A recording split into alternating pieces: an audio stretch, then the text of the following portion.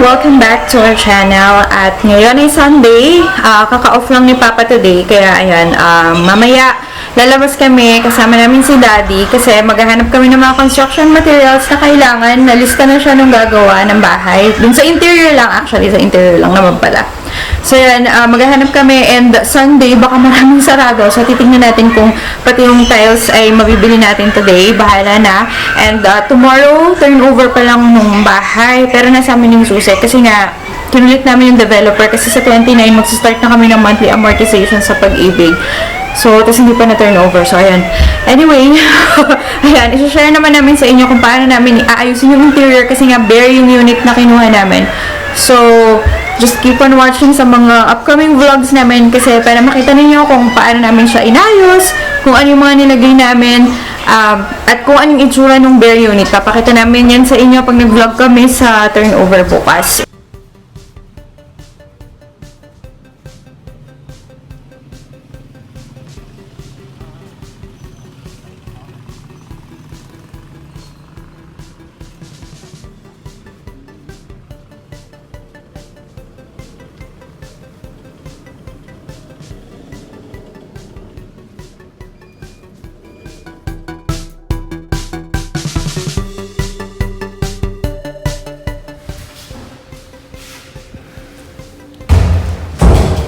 So, ayan na siya. Nag-final retouch sila ng pintura. Kung hindi pa nagawa. Kulang din ang sa likod. Kulang pa? Lalagyan pa nila yung natanggal. Yan, may ginagawa pa sa harap namin.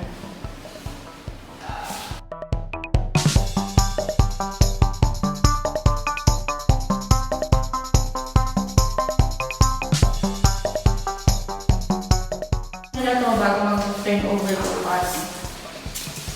Ayan, papaayos natin ito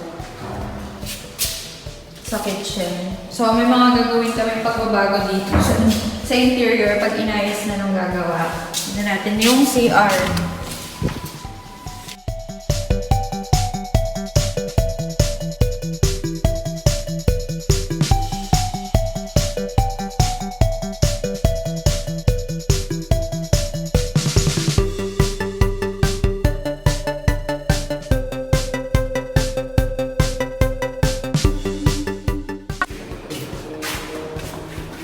Sa likod, ipapa-extension natin to para lumaki-laki yung ano natin, yung laundry area, ayan.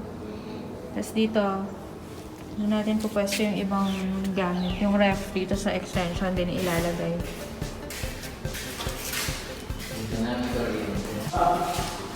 Kulang pa, hindi pa tapos. Hahabulin na yun hanggang bukas ng umaga. Ayan, so ito ang second floor. Yan, sabi ko kanina yung ano pa lang siya kasi kulang pa.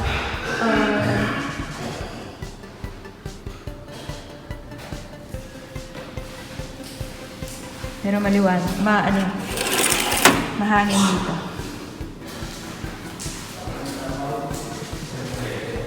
Diba? Mahangin.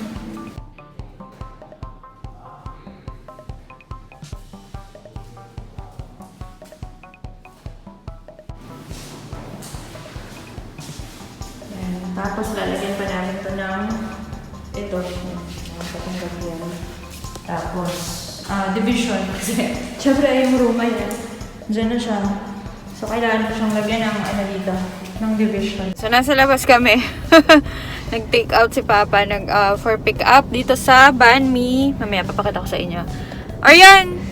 Ngayon lang sila lumabas kasi, tsaka walang magbabantay sa kanila kasi hindi namin sila pwedeng iwan kina Mami dahil may dengue cases doon. Na-dengue na yung dalawang pamangkin ko, tapos yung isang kapatid ko, yun, na-dengue na sila. Kaya, hindi muna namin madala dun si Orion tsaka si Kuya Yil for prevention. Kasi nag-ano daw dun nag-fumigation, nagpausok dun yung barangay. So, ayun, naglabasan yung mga lamok daw. Ayun, 3 silang na-dengue. Tapos yung mga nakasabay nila sa hospital, actually ngayon, naka-confine pa si Tita Chini at saka si Tio.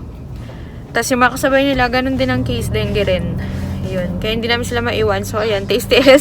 Gusto nila mamasyal, ayan. Kasama namin sila. Nasa loob lang naman ng car. Diba, Kuya Yale? Ayun o, nakapambahay lang sila eh. Oh. Drive? Hindi ka pwede mag-drive. Small ka pa eh. Yan, dito kami nag-order. May message lang ni Papa sa Facebook. Search nyo na lang if taga dito kayo around Dolores or dito sa San Fernando. Ayan, Vietnamese cuisine. So, for pick up lang para may food na kami sa bahay. Pag uwi, sakto kasi magpa 5 o'clock na. Ayan. So, pwede nyo rin silang i-message. Ayan. Or tawagan nyo sila. Ayan, hintay lang. Nandun na si Papa eh. I-pick upin niya na lang yung in-order namin.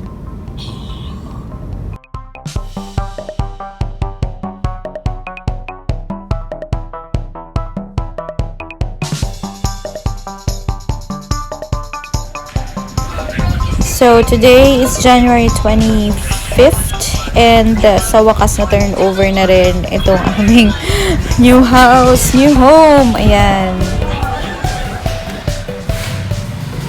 Bakit nakaano yung sapatos ni Orion? Aray, bakit kayo tumatakbo? Kayo talagang dalawa. Ito kasi papasukat natin. Papunta naman na daw.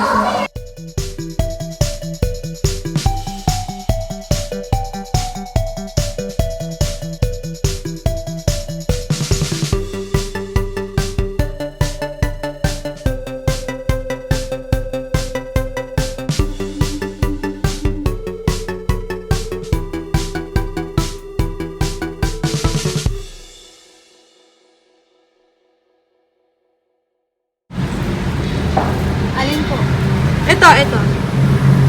Sa flooring. Sa living room kasi. Kasi parang ayoko ng ganitong tingnan. Hindi, Parehas lang ba ito? Hindi ko, white shade.